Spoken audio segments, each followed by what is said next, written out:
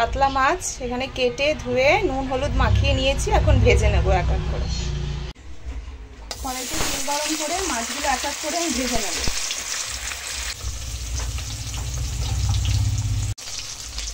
মাছ ভাজা হয়ে গেছে, এখন এক এক করে তুলে নিচ্ছি।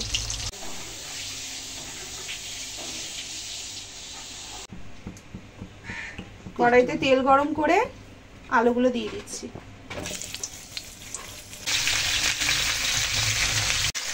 নুন দিয়ে দিচ্ছি।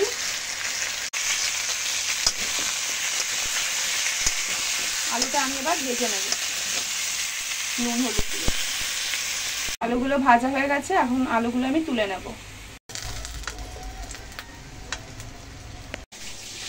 আলুগুলো তুলে নিয়েছি।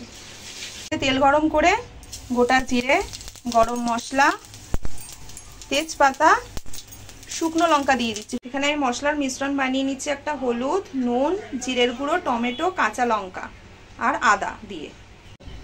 ফোড়ন হয়ে এসেছে, এবার মশলার মিশ্রণ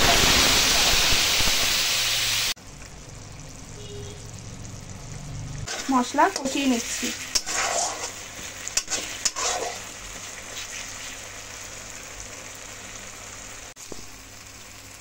মশলা কষে গেছে, ভেজে রাখা আলুগুলো দিয়ে দিচ্ছি।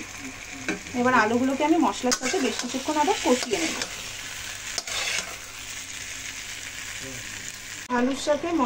আলুর সাথে মশলা ভালো করে ভাজা হয়ে গেছে, এখন আমি পরিমাণ মতো জল দিয়ে দিচ্ছি।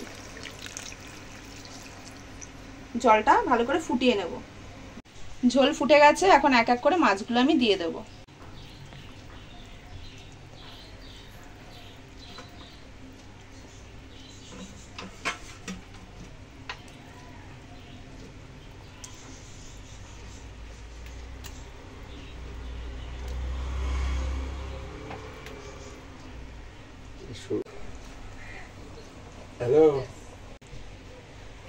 মাছের ঝোল আমার তৈরি হয়ে গেছে, এখন ঝোলও ফুটে গেছে, আমি এবার নামিয়ে ফেলবো।